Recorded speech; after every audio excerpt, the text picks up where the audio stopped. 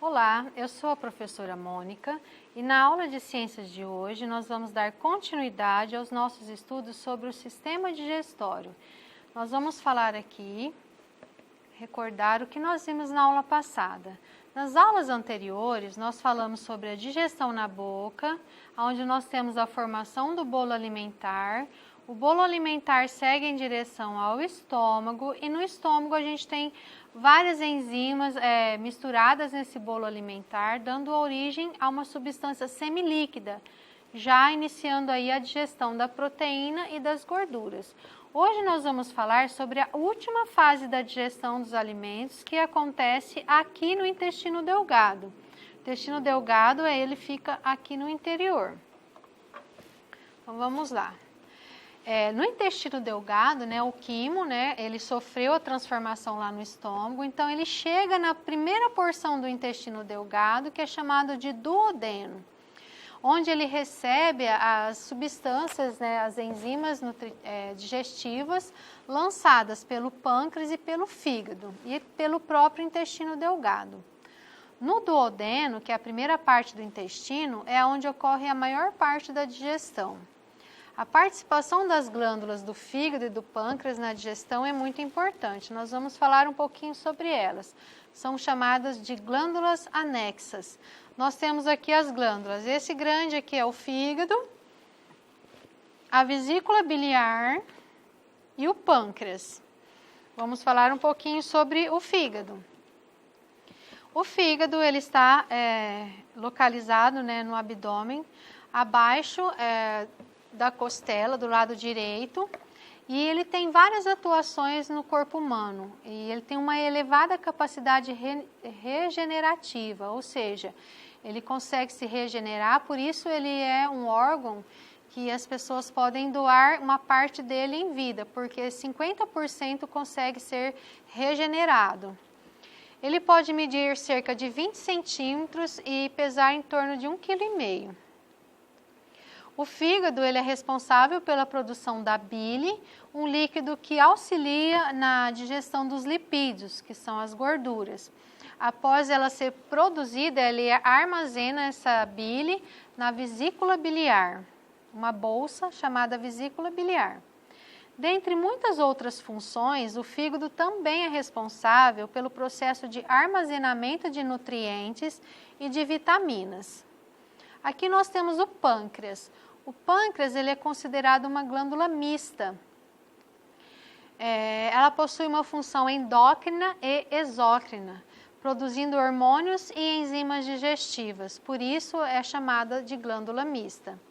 Com o tamanho médio de 20 centímetros, ela está localizada na região do abdômen, atrás do estômago. Sua função exócrina é de produzir enzimas digestivas, que são a amilase pancreática, que transforma o amido em maltose, a lipase, que transforma os lipídios em ácidos graxos e glicerol, a tripsina, que transforma as proteínas em peptídeos, e as peptidases, que transforma os peptídeos em aminoácidos. Todos esses nomes que nós falamos aqui, de maltose, glicerol, peptídeos e aminoácidos, são componentes dos alimentos que nós ingerimos. Agora nós temos aqui o intestino delgado, a imagem dele. Ele é um longo tubo com cerca de 6 a 7 metros de comprimento, com 2,5 centímetros de largura. E ele está dividido em 3 segmentos. O duodeno, que mede cerca de 25 centímetros e recebe as secreções do pâncreas, do fígado e da vesícula biliar. Nele ocorre boa parte da digestão. O jejuno e o íleo, ele é responsável por 90% da absorção dos nutrientes. No seu interior é formado por dobras microscópicas, chamadas vilosidades intestinais, pelas quais são absorvidas as substâncias digeridas.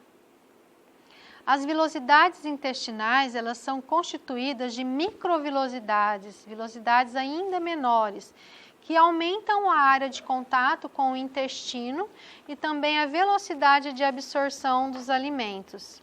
Aqui nós temos o intestino delgado visto por dentro, né? Então aqui nós temos as vilosidades, ele parece um cobertor bem felpudo, né? Cheio de vilosidades e bem dobradinho. Aqui, ó, essas vilosidades são microscópicas, vistas ao microscópio.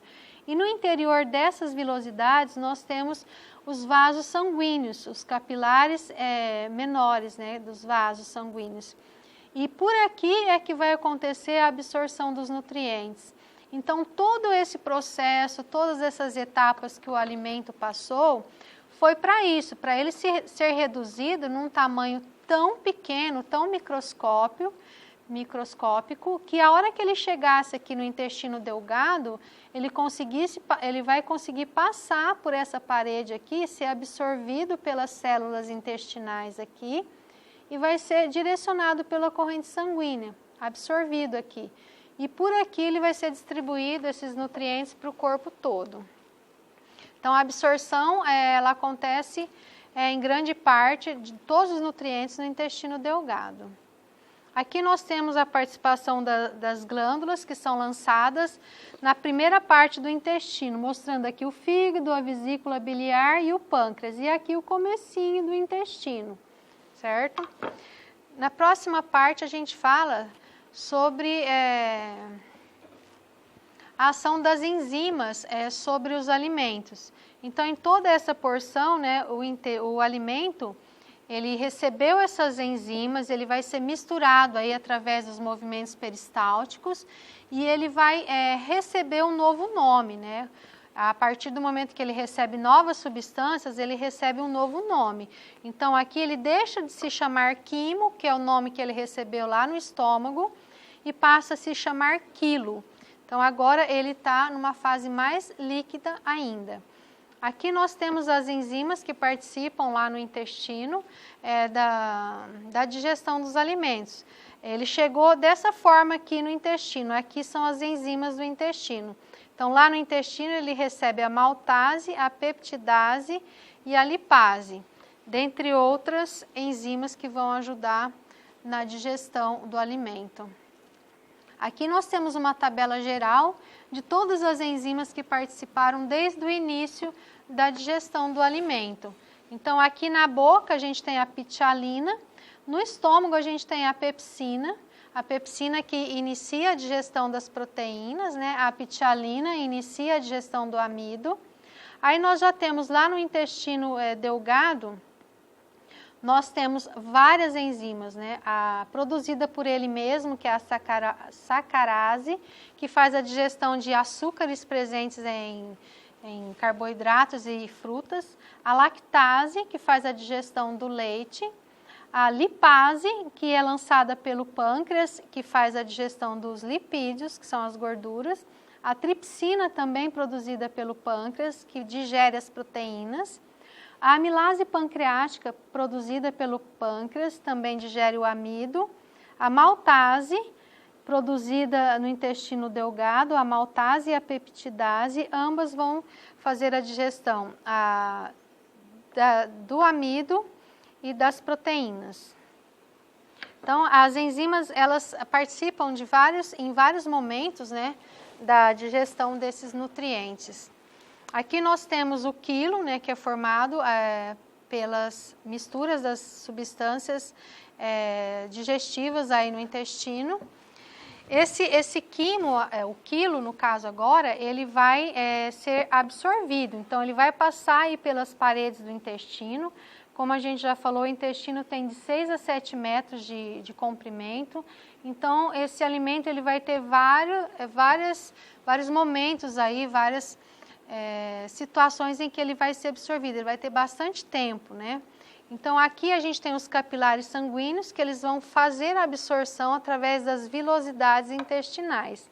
E a linfa é um outro componente presente aí que também vai absorver os lipídios dos capilares sanguíneos, as vitaminas, os sais minerais e as gorduras.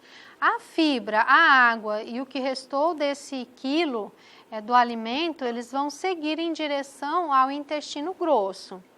Lá no intestino grosso, através dos movimentos peristálticos, ele vai sendo conduzido até lá. Aqui são os nomes de todos, aqui são os nomes do alimento, né, que ele foi adquirindo ao longo das etapas do processo de digestão. Então, ele começa com o alimento, na boca ele se torna bolo alimentar, no estômago ele se torna quimo, no intestino delgado quilo e depois, por último, é bolo fecal, que é onde ele vai ser eliminado como fezes. Aqui nós temos a imagem do intestino grosso. Ele tem em média 1,5 m, né, e 6,5 cm de largura. E ele também é revestido por uma musculatura lisa que realiza os movimentos peristálticos. Então, lá no intestino grosso é a parte terminal, né, a última parte do processo digestório. Ele é responsável pela absorção da água que foi usada aí durante todo o processo de digestão e da água introduzida junto com os alimentos e dos sais minerais que ali chegaram, que ainda estão ali presentes. Eu já disse que ele tem aí 6,5 metros de comprimento e ele tem um formato de T. Aí ele está dividido em algumas partes, que é o seco, que é essa parte mais anterior. Aqui nós temos o apêndice, que às vezes precisa ser retirado porque ele inflama. Então nós temos o seco, o colo ascendente, o colo transverso, o colo descendente, o colo sigmoide e o reto, que aqui no final é o ânus. Então aqui nós temos a parte interna do intestino grosso, mostrando que ele é cheio de ondulações, a tubulação e uma musculatura lisa. Depois de aproximadamente 4 horas, né, atravessando aí os 6 metros de intestino delgado, o que resta do alimento agora é chamado de bolo fecal. Então aí o intestino vai absorver essa água e as vitaminas, todas elas que são hidrossolúveis, que a gente comentou lá quando nós falamos sobre os grupos de alimentos, elas são dissolvidas na água. E toda a água utilizada no processo de digestão ela vai ser reabsorvida. Então, as fezes formadas, elas vão ocupar a porção final do intestino grosso, chamado de reto, provocando o estímulo da defecação, que seria a expulsão das fezes, que também é controlada por esfíncteres e também é realizada por movimentos peristálticos. Aqui nós voltamos na imagem sobre a saúde relacionada à nossa alimentação, porque todos os alimentos que nós ingerimos, eles interferem diretamente na nossa saúde. E o intestino, ele é um dos órgãos que sofre muito quando os alimentos não são saudáveis. Todas as bactérias que a gente considera como bactérias boas, né, que a gente chama de flora bacteriana, que são os probióticos, eles ajudam até a produzir vitaminas para nós. Eles nos protegem, essas bactérias, elas nos protegem de bactérias invasoras e ainda ajudam na produção de algumas vitaminas. Quando o alimento não é saudável, essas vitaminas boas, elas vão morrendo. Essas bactérias boas, elas vão morrendo.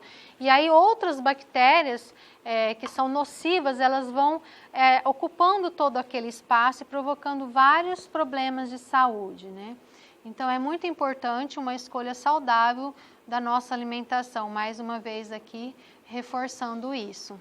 Então, pessoal, é isso, né? Falamos sobre o sistema digestório, foram várias etapas, né, divididas aí em 3 aulas.